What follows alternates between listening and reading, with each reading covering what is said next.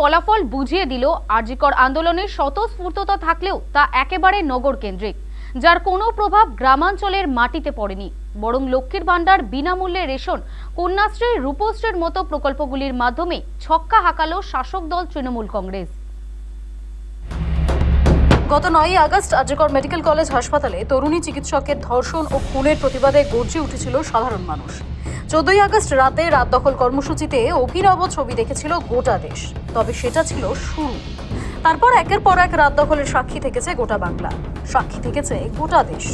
শুধু রাত দখল নয়, একের পর এক আন্দোলনে স্বতঃস্ফূর্তভাবে মানুষ যোগ দিয়েছেন। বিদ্রোহের আগুন জ্বলেছে রাজ্যের বিভিন্ন প্রান্তে, যা দেখে বিরোধীরা রীতিমতো উচ্ছ্বাসে ফেটে পড়েছিল। দাবি করেছিলেন মমতার বিদায় স্রেফ সময়ের অপেক্ষা।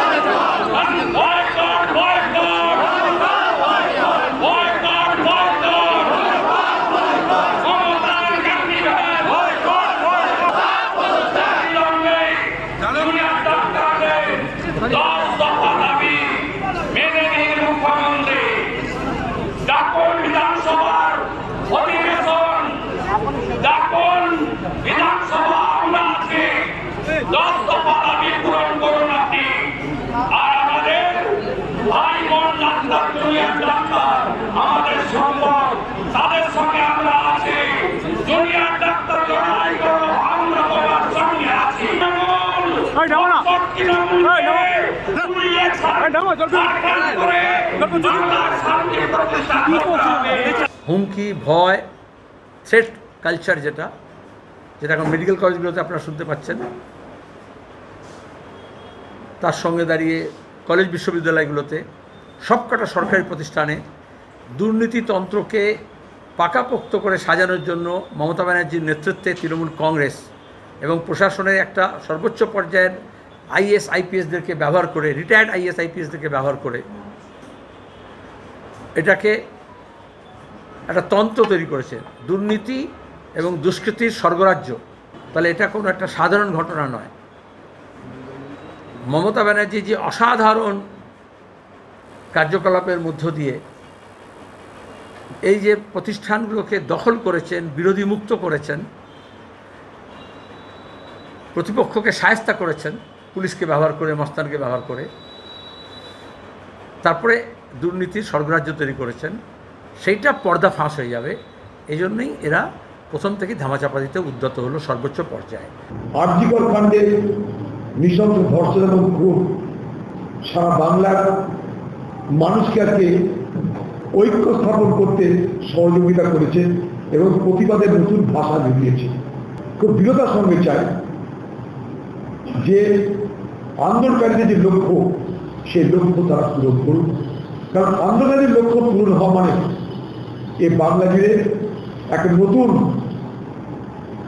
সংস্কৃতির জন্ম হবে, এক নতুন প্রতিবাদের ভাষা বাংলার মানুষ খুঁজে পাবে। রাস্তায় আমজনতার ঢল দেখে রাজনৈতিক মহলের একাংশ মনে করছিল এবার বোধহয় শাসকের গদি টলমল। কিন্তু তৃণমূল প্রথম থেকে দাবি করে এসেছে আন্দোলনের নেপথ্যে রয়েছে বাম এবং বিজেপির চক্রান্ত।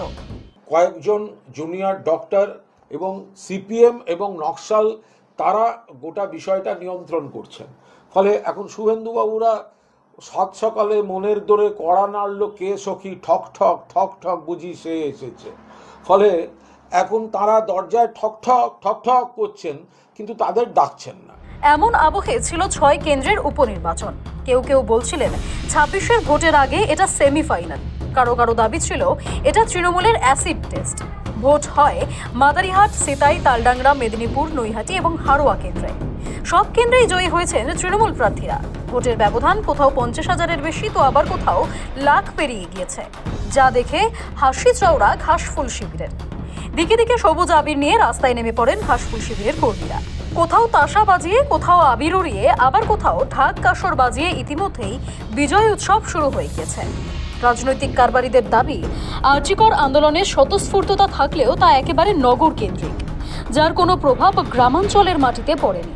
বরং লক্ষ্মীর ভাণ্ডার, বিনামূল্যের রেশন, কন্যাশ্রী, রূপশ্রীর মতো প্রকল্পের প্রত্যক্ষ সুবিধা পান তারা। বাড়ির সামনে ঝকঝকে পাকা সড়ক রয়েছে, ফসলের ক্ষতি হলে মিলছে সরকারি বীমা। অন্যদিকে আন্দোলন দ্রোহের ছাঁচ শুধুমাত্র কলকাতা এবং হাতে গোনা কিছু শহরের মধ্যে আবদ্ধ থেকে গিয়েছে। বিরোধীরা সুর চড়ালেও সেই সুর বাংলার মাঠঘাটে নিয়ে যেতে পারেননি। ফলে ভোটের বাক্সে আরজিকর আন্দোলনের কোনো প্রভাব পড়েনি। ব্যুরো রিপোর্ট, সময়, কলকাতা।